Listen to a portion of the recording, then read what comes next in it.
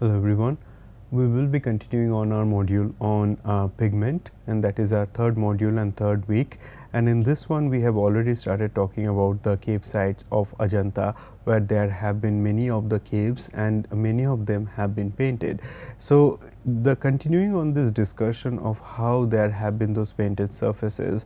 So if you can remember, we have already addressed that in the talking about the Gandhara sculptures, in which there have been some of the remnants of the stucco structure, the stucco material, as well as some of the pigments, which give us a sense of how those images, those sculptures were painted. Now in terms of Ajanta, what we find that, similar to that, there have been lime plasters onto this excavated caves, and on the top of that there had been the paints which were added to that. Now some of the examples, for example, that we have here, and this comes from the next phase of the paintings in Ajanta, or the cave excavation in Ajanta, and that will be between 4th and 6th century. And here what we find that there have been already the kind of developments which were there from the 2nd and 1st century BC. From there have been more and more advancement in terms of the making of this sculpture, and also their anatomical details and expressions and everything else in them, and then how the painting technologies and also their implementations, they have also been changed and transformed over time. Now the image that we have in the left side of the screen, and here we have, that is from cave 4, and it is one of the largest caves in Ajanta, and it is also an unfinished monastery. So in this one what we have that, how this rock structures, they have been carved, and then they were not only just made into these columns and pillars and the ceiling, but intricate details, they were also added to this particular caves. And cave 4 is not the only one where it was done. There are many other caves in which we find similar kind of activities. And in this one what we have, that there is a seated image of there is a mighty and monumental image of Buddha that we find, and he is seated on this high seat, which is a marker of his divinity. And in the bottom of that there are 2 deers, and then there is also a representation of a will. So Deer Park in Sarnath, and then the will that also stands for turning the wheel of law, or Dhammachakra Pravartana. That is something that is very much important in the lifespan of Buddha, which became a very important event in the Buddhist art and architecture that we find to be here as well. Now in these sculptures that these sculptures which were carved out of the living rock in the site of Ajanta, we mostly find that the sculptures either show the images of Buddha, and that started after the 1st century AD or during 1st century AD and later times, and then we have that flanked by the attendants or divine figures and so on, the celestial beings. And but it is not many of the other narrative scenes which were being carved out of stone. So these are the central images which were carved out of stone, the images of Buddha, or mostly the images of veneration, where people can pray or where people can pay their homage, but not the other narratives which are perhaps belonging to the Jataka tales and the other events of life from Buddha. Now what we have here significant is that there are some of the traces of the lime plaster as well as paints on this particular figure. Here we can see some of the traces of the red pigment and perhaps something that is yellow ochre or yellowish. Now here also we find little bit of the red pigment that is existing here, and red should not be a surprise because Buddha had also been associated with the red robe. So his monk's robe, which was basically it's a piece of cloth which covered one of his shoulder, and then leaving the other shoulder empty, and it flowed until his ankles. And so this is the kind of robe we are talking about. So that is the reason we find that the entire robe is perhaps been painted in red. and then the color that is yellowish in tone, that can be the color of his skin. So these are some of the traces that we have, and which also goes along with the iconographical traits those were already established during this time about Buddha.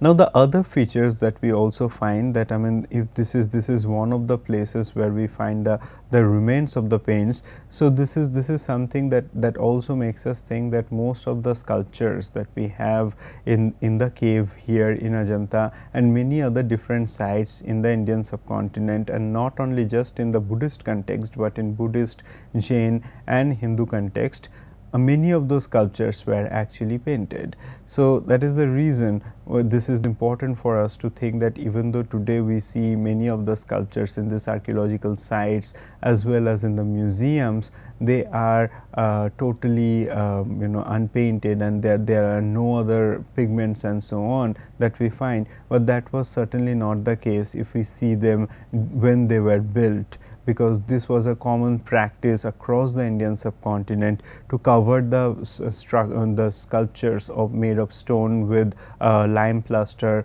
or this soft material, which will allow people to paint on the top of them, or to have little more of the details which cannot be achieved on stone. And so this is a practice that persisted in various parts of the Indian subcontinent. Now, the other traces of the pigments that we find there are in the upper registers of the caves, and for example here that we have in the ceiling. So for example, when we have this in the roof, those areas are not really disturbed by the people who will go inside and perform their duties, or like the visitors or travelers and so on. They are essentially out of the reach of human beings. These are high on the ceiling, and that is the reason perhaps that they have survived until today.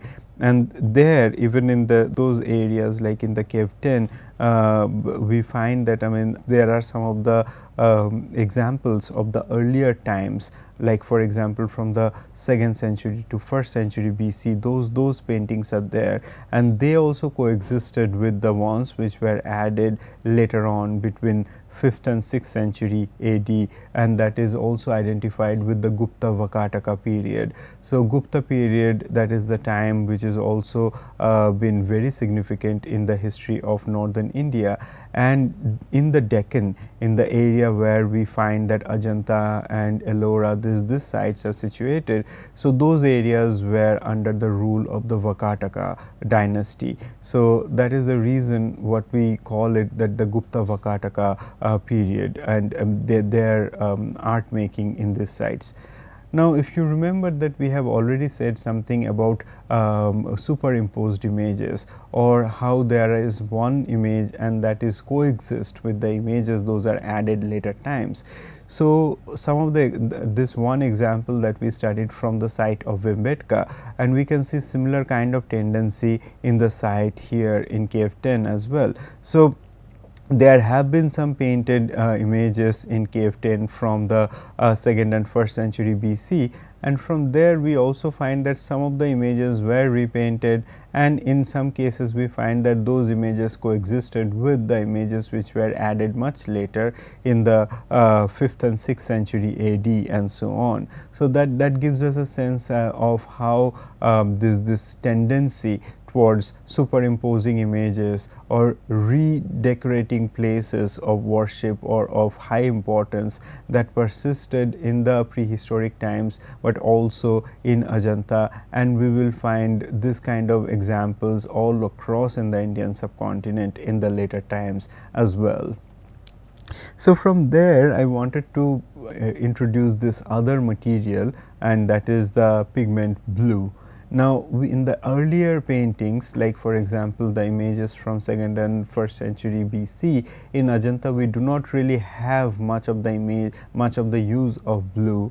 And of course, that when we also spoke about the images in Bhimbetka and some of the pigment remains that is there in the Jogimara caves in Chhattisgarh and so on, we do not really have much of the use of blue. So in the Indian subcontinent, we do have the indigo that is used for making blue pigment, However, the plant-based pigments work very differently from the mineral-based pigments. The plant-based pigments, they work very well, they bind well with fabric or textile, whereas the mineral-based pigments, they work well for making the murals or also working on paper. So that is the reason we do not really see that indigo, even though indigo was used in the Indian subcontinent for a long time, but indigo was never used for doing this kind of mural paintings, at least in Ajanta and some of the earlier sites. Now, from where this blue pigment then came from? Now, this is something that we find that this blue pigment, and one of the most celebrated blue pigment that came from, that is lapis lazuli or lapis lazuli, and it is again, it's a mineral source, and that is something that is not really found much in India, but part of Afghanistan and the Middle East, and of course in parts of like Central Asia. So one can imagine that this image, this particular material which is not found in India, that was also brought in the caves of Ajanta, and those were utilized. And since those were utilized, we also see that, I mean, how in the representations, for example, here that we have, the use of blue is there, but it's very limited and very careful.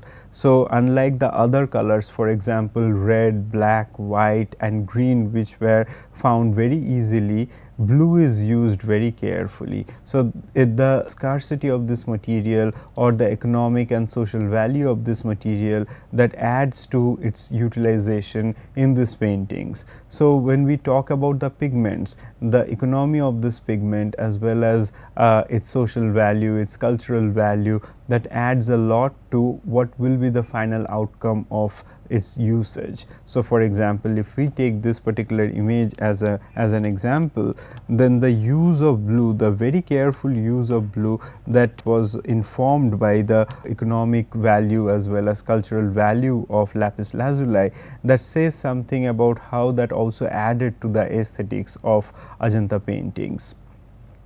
Now, with that, we can also imagine that how this blue is used there, and of course that, I mean, how those materials were not really very popularly used in the other sites. Now, one of the reasons for that is that Ajanta, the location of Ajanta in Maharashtra that we see it today, it actually stood at the crossroads of different trade routes. So for that reason, what we have there is that there are traders from perhaps from the western frontier of the Indian subcontinent, as well as from Central Asia and so on. They arrived there, or they sent their material to the Deccan, and then the people from the southern India, they have also sent their material and so on. And that is the reason that this particular material blue was available, that for the importance of this site of Ajanta being a very important trade site. For that reason, we find that, I mean, this material, the blue lapis lazuli, this expensive material, was made available here, which perhaps was not the case for many other sites from where we also find the image making practices utilizing the local pigments and so on. So from there, if we move little further into the images, those we find in Ajanta, and we find that, I mean, the kind of ways in which these murals are painted, they differ from the fresco technique. So there are a few ways in which we can see that the murals are painted usually on the lime plaster, and there are two major ways in which we find these images are made. So one will be in which the paint is added on the top of the fresh lime plaster, where the lime plaster is yet not dried, and that is how we have this fresh the appearance of these paints. But it also sort of dries out very fast, and that is the reason the images need to be drawn quickly, something that we find in Italy and parts of southern Europe. Now, as opposed to that, what we find here in Ajanta is that the lime plaster was there, and the painting had started only after the lime plaster was completely dried, and that is the reason what we find here. The image making technique is very similar to this celebrated watercolor technique of tempera in the Indian subcontinent. In the tempera technique, what we find there also is that how the pigments are added to a binder, and sometimes with the white pigment little more, and then those are applied with the dry brush or like semi dry brush on the paper surface or on the other surfaces on which these images are drawn. So this paints become slightly thick and opaque, and that is how, like, I mean, the kind of the visual effect it creates, it becomes very different from a swift brush stroke or like the fresh the application of color that can be distinguished from those the other counterparts in Southern Europe and so on. So when we see this kind of application that made these paintings in Ajanta possible, so why those also are important for us to understand, and that's because the amount of detail and the amount of not only just the detail but also the amount of expressions and the emotion those are embedded in these paintings, that is something that came with much dedication and time, which perhaps been very different if they were drawn very quickly. So with the swift brush strokes, with the dynamism, the expression of this emotion, as well as, like, I mean, these different situations which are depicted in this Ajanta murals would have been very different, and that is the reason for us it's also important to understand the significance of these materials as well as how these materials are employed onto this surface for making the murals, basically the technique of them. So the material, technique, they are very important part of understanding the final outcome of these images as well as the way we appreciate them today. Now the images that we find in the caves of Ajanta, and they range from various different these Jataka tales to the veneration of Buddha, as well as, like, there are some of the very important Bodhisattva figures. So these different kind of images that we find to be part of the Ajanta murals, and here on screen we have one of the very celebrated images, and that is the and this image is popularly known as the Dying Princess. So Dying Princess comes from the story of Sundarananda, and Nanda being this prince who was about to marry his lover, and then at the verge of it he encountered Buddha, and Buddha convinced him to denounce everything and become a monk. This material world cannot really fulfill all his aspirations, and with Buddha's advice and inspired by him, he sent a message to his lover saying that, I mean, he will not be able to marry this person, to marry her, and that is and this is a particular scene in which we find this particular person, the princess Sundari. She is dying. She apparently turned blue, and she left her this earthly body. So that is the story, and in which we find that, I mean, this entire episode, this sad episode is depicted here with much emotion, and the situation has been depicted with all these different figures who add to the emotion of this particular scene. In the center stage we find there is the image of the princess, and the princess, as we see that, I mean, she is very lyrical, at the same time she is elegant, and the way she is sitting there, the bends and the movement in her body, they add to the dynamic quality of it. However, it also adds to her mental state, her drooping head, and then also her drooping eyelids and her expression in the face, that adds to that how her feeling after receiving the message that her lover had abandoned her. And then what all we find that there are all these attendant figures, like here and here and here. So all these attendant figures we see that, I mean, they are they appear there with different kind of gestures, and they try to attend to the needs of this dying princess and try to convince her to come back to life. However, they are also empathetic to the princess's situation. So that is something that we find that in these paintings of Ajanta, it is not just the depiction of anatomy, it is not just the beauty standards or making things beautiful that had been prioritized, but it is also the expression, the emotion, and how to convey a story with utmost care, as well as to make it close to the life of the people who are encountering them. So these are some of the things we find there. And Ajanta paintings also we find a very interesting blend of two things, that will be the naturalism as well as the ideal standards. And so, for example, by ideal standards, I refer to the iconographic details of how to paint an image or how to paint an ideal woman or an ideal man. So there are certain kind of beauty standards that we find, and there are different kinds of references to the natural forms. For example, the stems of lotus, and then the bow as the eyebrows, and then, like, I mean, the shoulder, a man's shoulder, like a shoulder of a vrisha.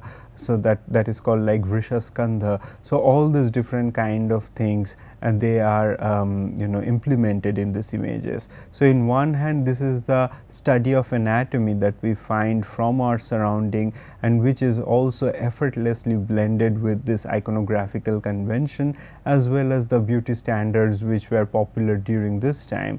And when I say the popular beauty standards, I mean that there had already been those celebrated poems of Ashvaghosha as well as Kalidasa and so on. So in their literary works, we find this kind of the depiction of beauty had been there. So a reflection of that we also see in these images. So Ajanta sort of brings together these different modes of knowledge in these paintings, and that is perhaps one of the ingenious things for which Ajanta paintings are even celebrated today.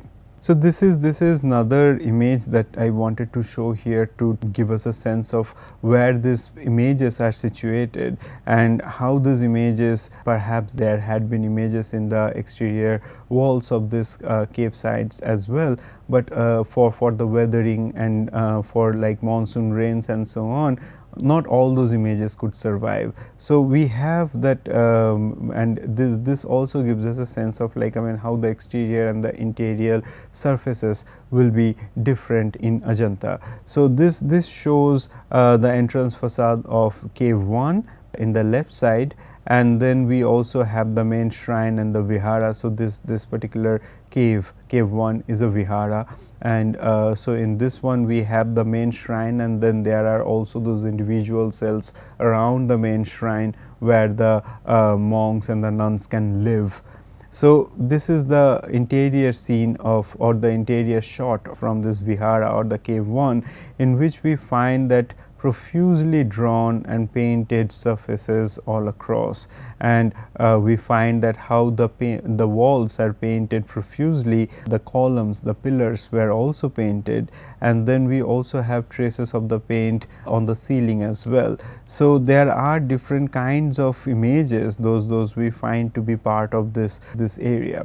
Now one question one might ask, that if Buddhism started with this humble idea of having structures which are not really monumental, and which are not really palatial, or which do not really have too much of effort for the monks and the nuns to stay, then in that case, how do we justify this kind of structure which are grand? So what we know about the Ajanta caves, that these caves were patronized not by one person, but many people, like the important merchants from royals and so on, and something similar to what we have already seen in Sanchi and Barut. Now, what we have here is that the idea of punya or the spiritual merit had also been a driving force for them to have these caves made in such in this careful fashion.